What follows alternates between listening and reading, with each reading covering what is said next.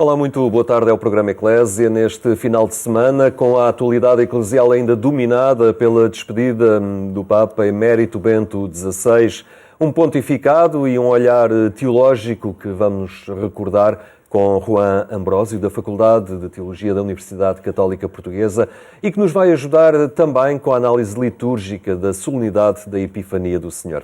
Juan, obrigado por estar uma vez mais aqui entre nós. Bento XVI deixa uma marca na Igreja, sem dúvida. Uma figura de grande envergadura intelectual, um pensamento que não pode ser esquecido, é um património importante que a Igreja recolhe. Um homem que teve sempre, de alguma forma, uma linha de pensamento no sentido da credibilidade da fé. Sim. Neste confronto com a razão. Não é? Essa é uma das grandes notas do seu trabalho e também do seu pontificado, o diálogo entre a fé e a razão. Um diálogo em que se iluminem mutuamente, a fé que possa trazer o seu contributo para que a razão possa dar mais de si, a razão para que possa, digamos assim, consolidar a fé no sentido, não de que a fé se reduza à razão, mas para que ela seja razoável no sentido também é inteligente. Há uma razoabilidade da fé. Depois ela é mais do que a razão, mas não pode prescindir da razão. E a razão também, se não se abrir a outras, digamos assim, outras maneiras de pensar, de abordar, de refletir, se calhar também fica empobrecida, fica certamente empobrecida. Portanto, o diálogo entre as duas é fundamental para que possam verdadeiramente desempenhar a sua função, digamos assim, na própria existência humana. E esta foi sempre uma das preocupações de Ratzinger e depois Bento XVI. Conseguimos encontrar essa marca ao longo de todo do seu itinerário. Eu até distinguiria três fases no seu itinerário. Outras são possíveis, mas eu faço a leitura assim, aquela que é a sua missão de professor, não é? Depois aquela que é a sua missão, sobretudo à frente do dicastério da doutrina da fé, e finalmente como na função da cátedra de Pedro.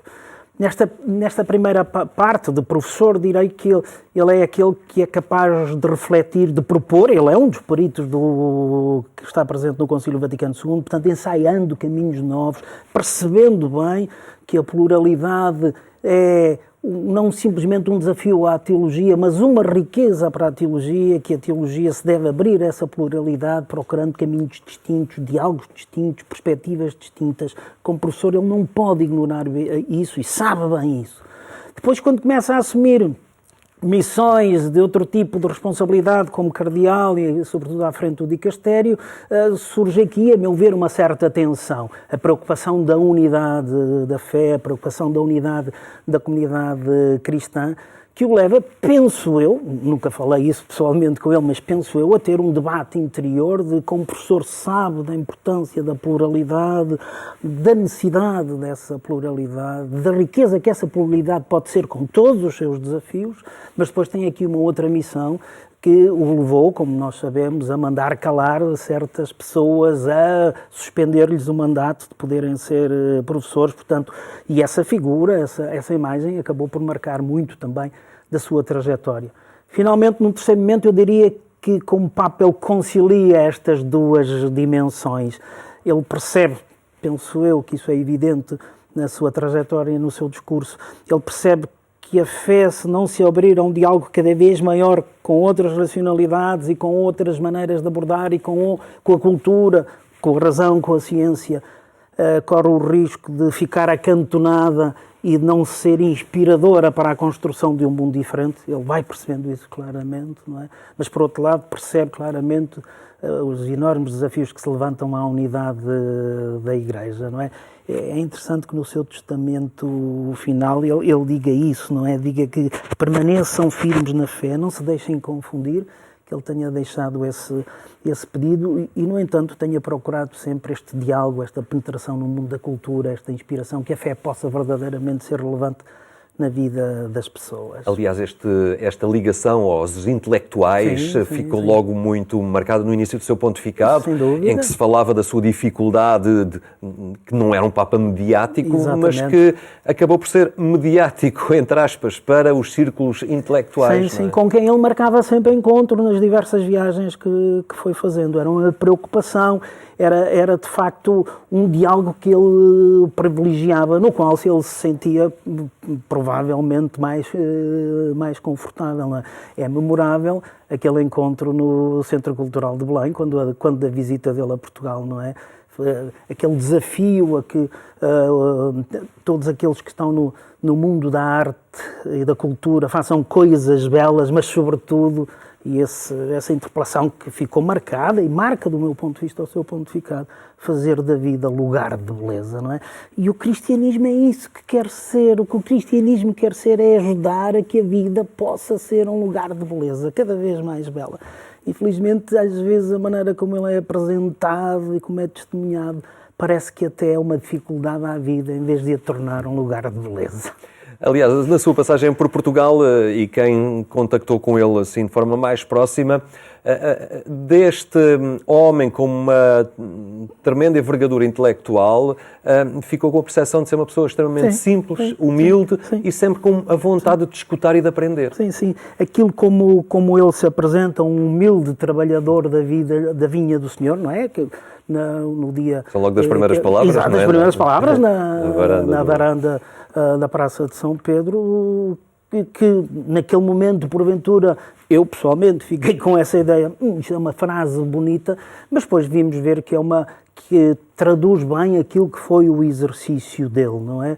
O exercício dele em todas estas fases que acabámos, apontei estas 3, outras poderiam ser apontadas, de facto com a humildade e a convicção profunda de trabalhar para o bem da Igreja e o bem do mundo, que sempre estava presente também nos seus discursos. E, de facto, essa é uma nota que marca o seu pontificado também, a humildade e o trabalho em prol da humanidade e da unidade da Igreja, porventura até fazendo coisas que nos deixaram dúvidas, porquê ir por este caminho, mas sempre com esta convicção de procurar o melhor bem possível. Sim, é uma nota. Fica também, de alguma forma, esse convite, neste momento, a redescobrir a obra que deixou, pelo menos os últimos livros também que ele escreveu. É um desafio também para a sociedade que habitamos, que caminha muito na superficialidade das coisas, readquirir este hábito de uma reflexão mais aprofundada nos temas, não é? O Bento XVI foi sempre um homem que não falava na superficialidade dos temas, não é? O lema que escolheu para o seu pontificado, colaborador da verdade, indicia bem isso, não é? E essa era talvez uma das suas principais preocupações, que a verdade presidisse à tomada de decisão, presidisse ao discernimento, presidisse à escolha dos caminhos. Porventura terá tido dificuldade, seja-me permitido dizer isso, em perceber que a verdade, sendo uma, não pode ser dita a uma só voz e tem sempre que ser declinada numa pluralidade de vozes, porque uma única só voz não é capaz de traduzir o horizonte total da verdade. Talvez aí ele tenha tido alguma dificuldade, não sei se é até a palavra mais correta, mas talvez a postura dele tenha, por exemplo, quando proclama o ano da fé, não é? E escreve aquele texto, Lumen Fidei, tão bonito e tão interessante como os textos que ele escrevia, difíceis porventura de ler, mas sempre muito profundos na tentativa desta procura da verdade. Lembro-me quando li esse texto pela primeira vez e revisito com bastante frequência, porque tem de facto expressões lindíssimas, embora o texto depois tenha sido assinado, como sabemos, por Francisco, não é? Mas refiro-me também à carta com que ele abre o ano da fé. Vê-se essa preocupação em que todos nos reconheçamos na mesma fé da Igreja. Não se vê tanta preocupação, ou dito de uma maneira tão clara, que essa mesma fé, no entanto, pode ser dita de várias maneiras. É a mesma fé, mas pode, e eu atrevo-me a dizer, deve ser dita de várias maneiras. Muito bem, vamos então avançar e olhar também a importância deste domingo liturgicamente, deste próximo domingo, a Epifania do Senhor, uma solenidade, e vamos ficar precisamente a escutar o Evangelho de Mateus proposto para este domingo. Tinha Jesus nascido em Belém da Judeia nos dias do rei Herodes, quando chegaram a Jerusalém uns magos vindos do Oriente. Onde está? Perguntaram eles. O rei dos judeus que acaba de nascer. Nós vimos a sua estrela no Oriente e viemos adorá-lo. Ao ouvir tal notícia, o rei Herodes ficou perturbado e com ele toda a cidade de Jerusalém. Reuniu todos os príncipes dos sacerdotes e escribas do povo e perguntou-lhes onde devia nascer o Messias. Eles responderam: em Belém da Judeia, porque assim está escrito pelo profeta: tu, Belém, terra de Judá, não és de modo nenhum a menor entre as principais cidades de Judá, pois de ti sairá um chefe, que será o pastor de Israel, meu povo. Então Herodes mandou chamar secretamente os magos e pediu-lhes informações precisas sobre o tempo em que lhes tinha aparecido a estrela. Depois enviou-os a Belém e disse-lhes: ide informar-vos cuidadosamente acerca do menino, e quando o encontrardes, avisai-me, para que também eu vá adorá-lo. Ouvido o rei, puseram-se a caminho. E eis que a estrela que tinham visto no Oriente seguia à sua frente e parou sobre o lugar onde estava o menino. Ao ver a estrela, sentiram grande alegria. Entraram na casa, viram o menino com Maria, sua mãe, e prostrando-se diante dele, adoraram-no. Depois, abrindo os seus tesouros, ofereceram-lhe presentes: ouro, incenso e mirra. E avisados em sonhos para não voltarem à presença de Herodes, regressaram à sua terra por outro caminho. A leitura deste Evangelho de Mateus, o episódio tão conhecido, Sim. não é? E tão representado nos Fora e presépios, dentro da não é? comunidade Exatamente, cristã, dos magos, mas que é muito rico e define muito a novidade do cristianismo, Exatamente. do cristianismo que se abre, não é? Exatamente, que se abre, que quer penetrar em todas as geografias, que quer ser anúncio e proposta para todas as geografias e todas as culturas.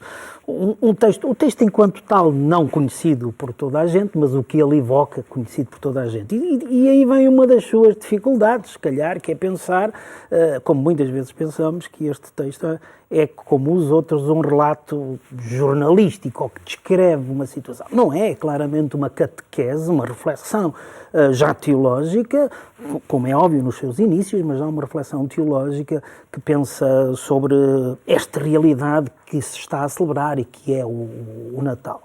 E a figura da estrela, a figura dos magos, a figura do próprio Belém, o sítio onde o Senhor nasce, está cheia de simbolismo e evoca todas estas coisas. A estrela que evoca sempre um acontecimento importante é próprio da cultura do tempo de Jesus, da própria tradição judaica, a referência à estrela, uma estrela nova que surge sempre que alguém importante nasce, ou que, por exemplo, esta ideia de que Messias seria a estrela que surge de Jacó, bem presente nesta figura da estrela. Os magos do Oriente, aqui uma referência clara de uma proposta que é feita a todo o mundo, não simplesmente àquela tradição, não simplesmente àquela cultura, não simplesmente àquele povo, mas aberta a todo o mundo. Aliás, se cruzarmos o texto do Evangelho com os textos da primeira leitura e da segunda leitura, isso será esta luz, que vai ser uma nova luz para Jerusalém, é uma luz para todas as nações. Primeira leitura, segunda leitura, mas já lá iremos. Portanto, esta abertura à universalidade, se quisermos para utilizar uma expressão nossa, à catolicidade, esta proposta que Deus faz neste menino com a encarnação é para toda a humanidade. E Belém para quê? Para ligar à casa de David, o Messias vinha da casa de David e, portanto, dizer que esta é uma expressão claramente para dentro, para que os de dentro reconheçam que é o cumprir das promessas que estavam a ser feitas e que eram as esperanças e ansiadas pelo povo. Mas há aqui duas dinâmicas também muito interessantes, não é? Ou se quiserem três, o procurar, não é? O pôr-se a caminho, não é? E o disporem-se a encontrar. Essa estrela que brilha para toda a gente só pode ser visível e só pode ser encontrada para quem a procura. Quem a não procura, quem passa distraído pela vida, não vê essa nem outras estrelas. Mas uma vez detectada a estrela também não está tudo resolvido, porque é preciso pôr-se a caminho na direção... É preciso persistência, exatamente, não é? A resiliência, fala-se muito. Que essa estrela aponta. E depois, chegado lá, ainda é preciso outra coisa, estar disponível para realizar esse encontro, que é aquele sinal que me abriu uma nova possibilidade, que me abriu um novo horizonte, que me aponta caminhos novos, estar depois disposto a fazer esses Aliás, caminhos termina novos. a dizer, eles regressam por outro caminho. Exatamente, não é? um caminho novo, um caminho. Portanto, o caminho terá que ser forçosamente diferente depois deste encontro. Não é? Celebrar este Natal, esta Epifania, esta revelação, porque o que se trata aqui é de revelar. Revelar o quê? O mistério de Deus, sem mais? Também, mas não só isso. Revelar aquilo que é, deixem-me dizer assim, o projeto de Deus para a humanidade, o sonho de Deus para a humanidade, para cada ser humano. E de tal maneira sonhado e pensado que a única linguagem que nós temos de o entender é a linguagem humana, que o próprio Deus assume a condição humana para que, com a nossa linguagem, de uma maneira mais inteligível, possamos entender, possamos discernir o que é esta estrela, o que é este acontecimento que é a encarnação quer ser, não é? Isto tem que nos levar a tirar consequências. Se quisermos, para continuarmos a utilizar esta linguagem, que estrelas são as comunidades cristãs no meio deste mundo? Que caminho nos predispomos a percorrer? E que encontros temos que realizar para que este projeto se possa concretizar para toda a humanidade? Não se trata, digo eu, de que todos tenham que ser cristãos, mas trata-se que o sonho de Deus da dignidade humana possa atingir todas as geografias, não é? Todos os territórios, todas as culturas, todas as pessoas, para que também, a partir desta proposta, a dignidade humana possa ser promovida em todos os lados. É um enorme desafio.